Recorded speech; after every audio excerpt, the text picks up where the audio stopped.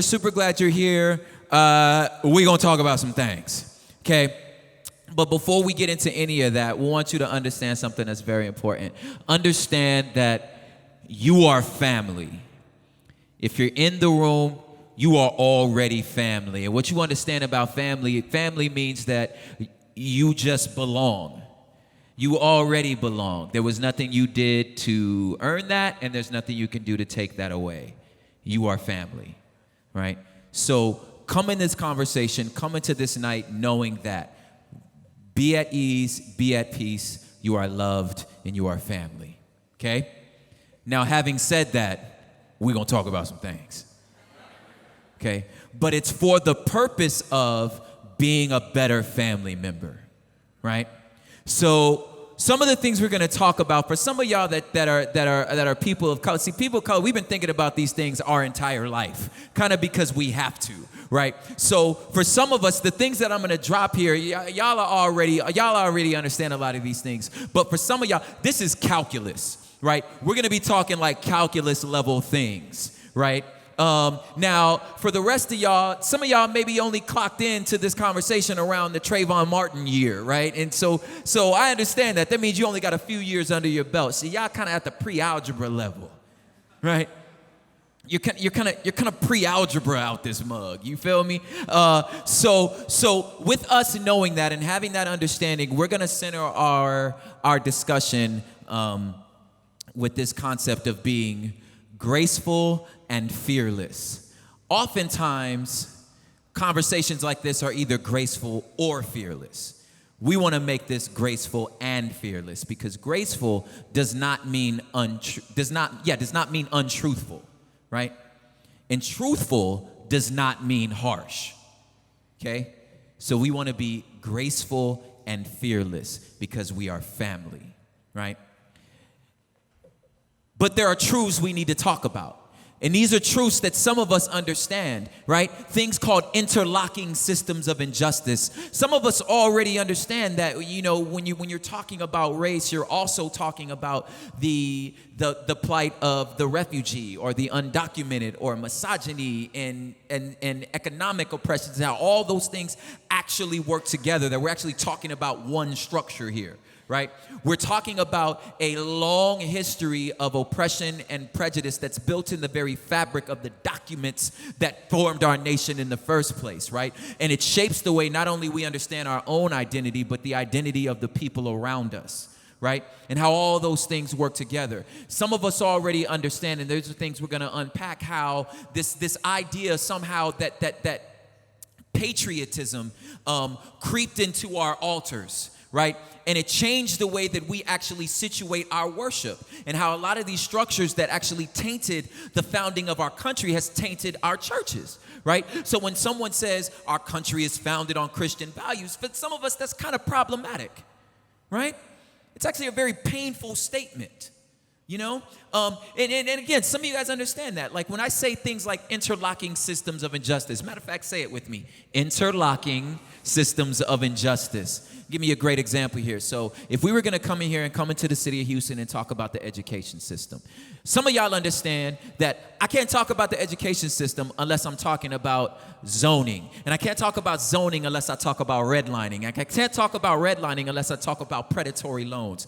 And I can't talk about predatory loans unless I talk about gentrification. And I can't talk about gentrification unless I'm talking about economic disparities. And I can't talk about economic disparities unless I'm talking about job securities. And I can't talk about job securities unless I'm talking about policing. And I can't talk about policing unless I'm talking about criminal justice. And I can't talk about criminal justice unless I talk about the war on drugs. And I can't talk about the war on drugs unless I talk about race. And I can't talk about race if I don't talk about gender. And I can't talk about either of those things if we don't understand how we form our identities, which gets us right back to the education system.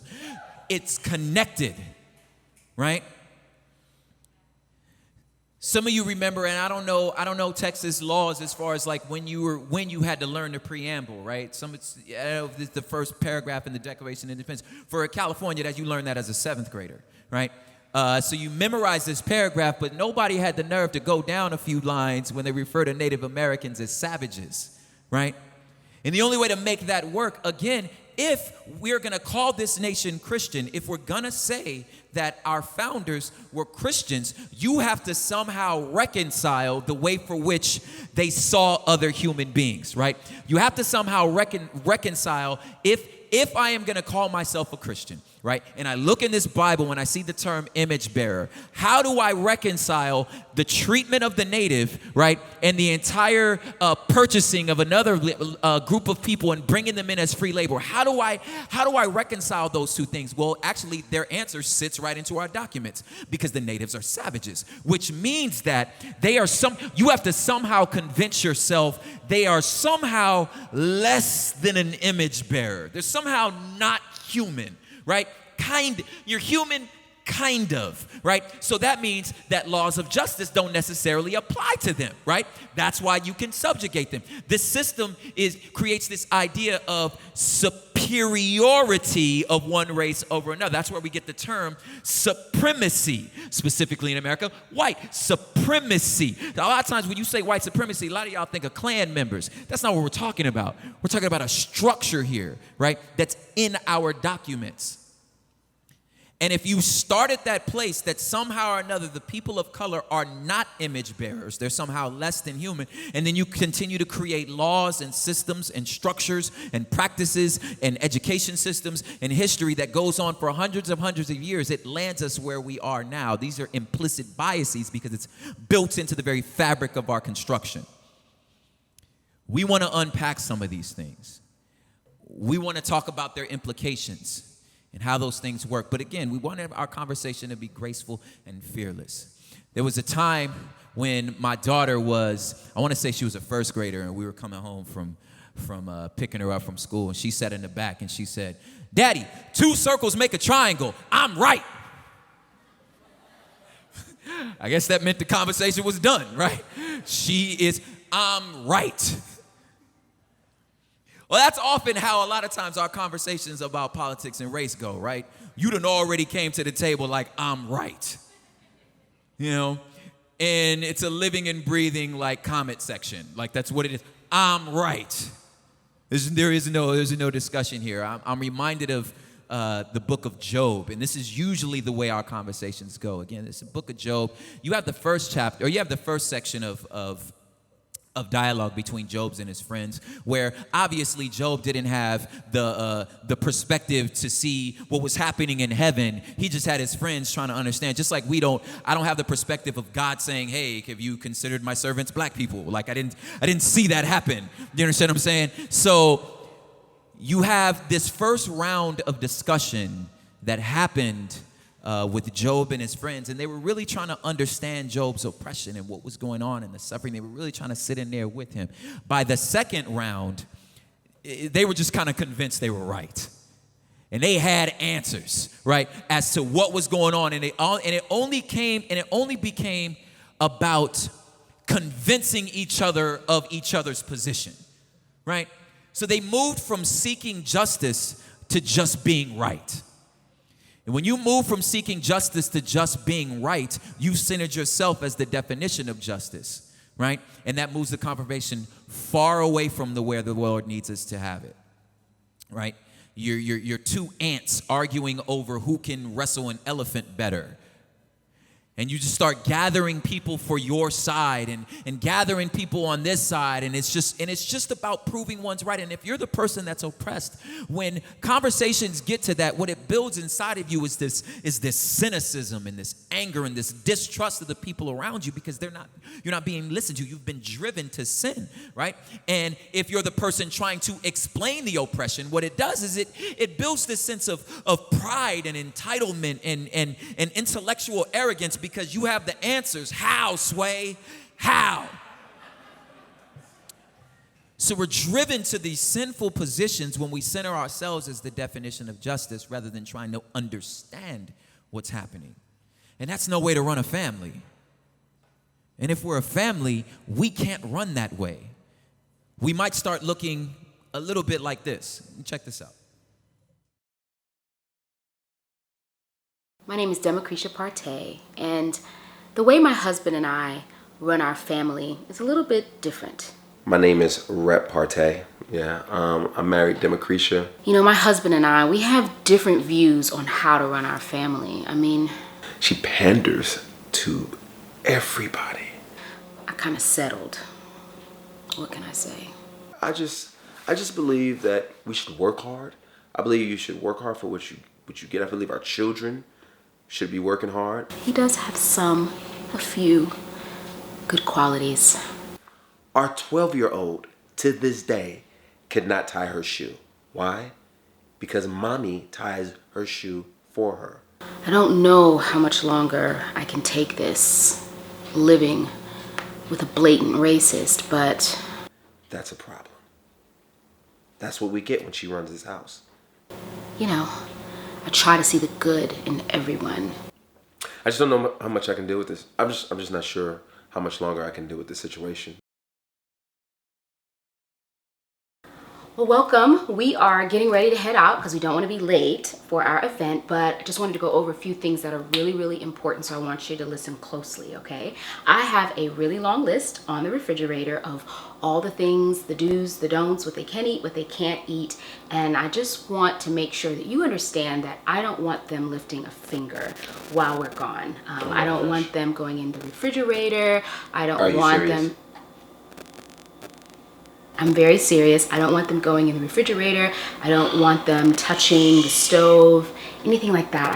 I have a real concern with germs. Also, I want to make sure that you use the red bowl. He really likes his red bowl and the blue cup. It's very, very important that we maintain that specificity. And it's going to be great. I don't think we should have any problems as long as you follow those rules, because just historically, it just hasn't worked out well. Oh my gosh. Things out of order. When are we going to let last week be last week? Why do we keep bringing up? Because last week matters. He was hurt last week, and we have to be sensitive to those injuries. You know, you have to be sensitive. You can't just blow by everything. You have to understand. See, this is the problem. This is disregard everything It's she not a said. problem. First of all, disregard everything she just said, okay?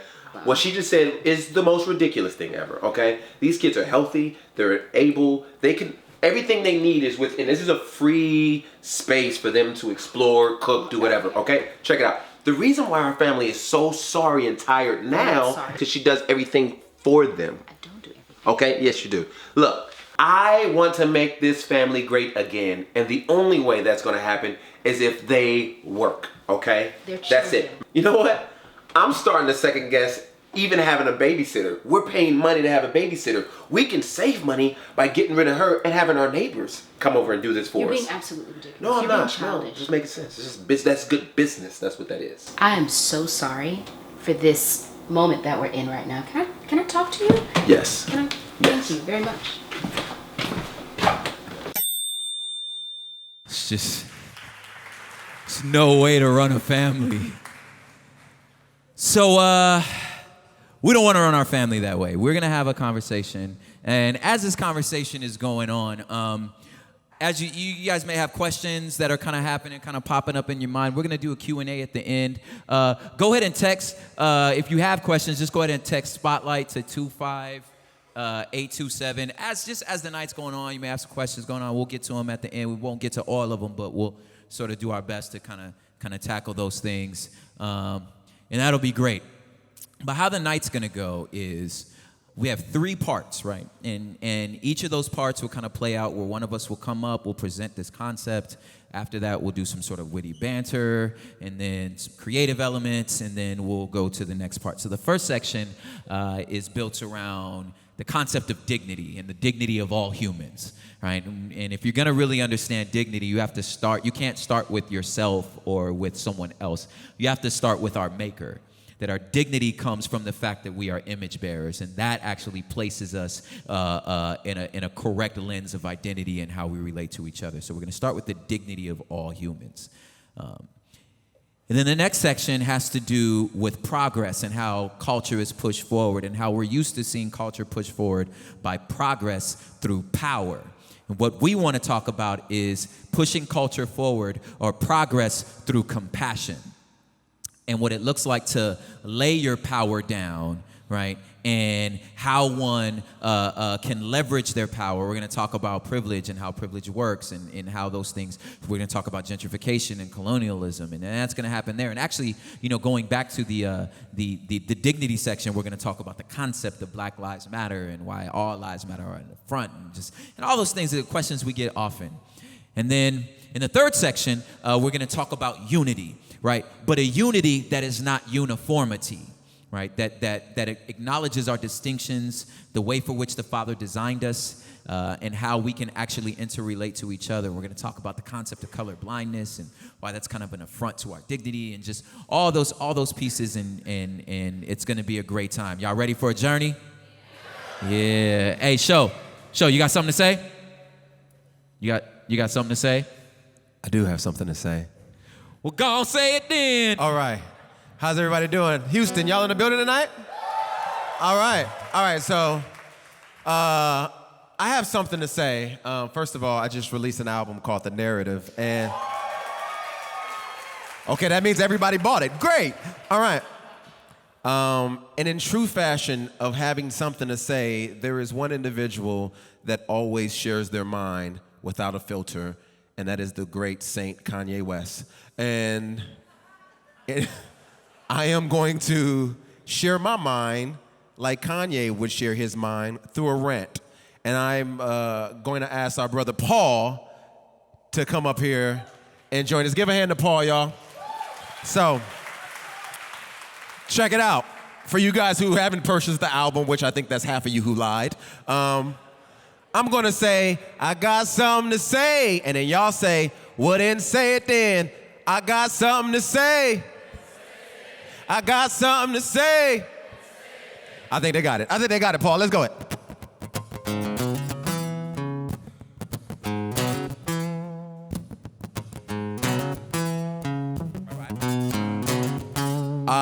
Yeah.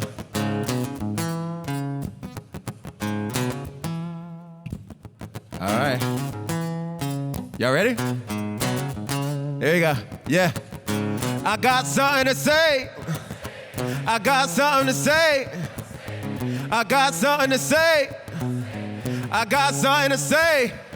Yeah, how, Sho, this is my Kanye rant. Everybody listen up to my Kanye rant, please.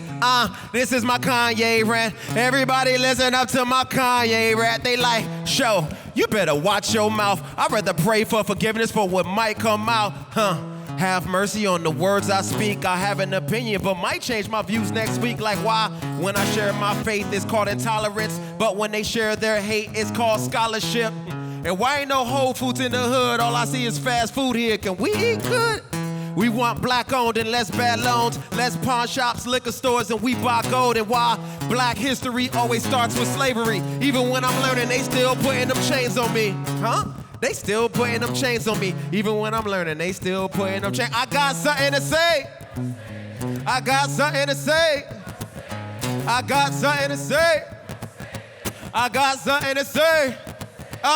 I'm genius. This is my Kanye rant. Everybody listen up to my Kanye rant. Be quiet. This is my Kanye rant. Everybody listen up to my Kanye rant. Is this rap or a cry for help? Many times I think that I confuse myself. I'm just small time. My boys think I can change rap. They think I'm BET. They want me to bring the game back. They like, Sho, you inspire so many folk. But what is it all for when you creative and broke? I know. Money don't solve problems, but influence don't stop Sally Mae from calling. It's enough to drive a brother to depression. I'm rich in spirit, but my pockets are in recession. This is prayer, I'm just telling you how I feel. Only fake people gotta remind you they keep it real. I'm fighting my pride, trying to be the nice guy on my Michael Jackson. I'm trying to see the bright side. My white friends think I'm all about black power. My black friends live in their ebony tower. My Christian friends got terrible work habits. My Christian friends got the truth, live passive. I reproduce their habits, I can't even hate. I guess we all brothers, but I still can't relate. If we say God is real, why we act so fake, Why we act so fake? If we say God is real, why we act so fake, Why we act so fake? I got something to say. I got something to say. I got something to say. I got something to say. Okay, I'm genius, this is my Kanye rant. Everybody listen up to my Kanye rant. Find Taylor Swift, tell her this is my Kanye rant. Everybody listen up to my Kanye rant. Yo, Houston, this is my Kanye rant. I think that I'm done with my Kanye rant. Thank y'all for listening to my Kanye rant. But now I'll end with my Kanye rant.